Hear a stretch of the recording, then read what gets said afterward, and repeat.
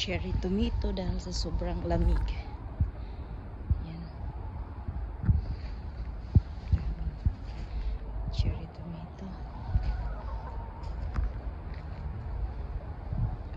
Harvestin natin tong mga sili na sisira. Yan.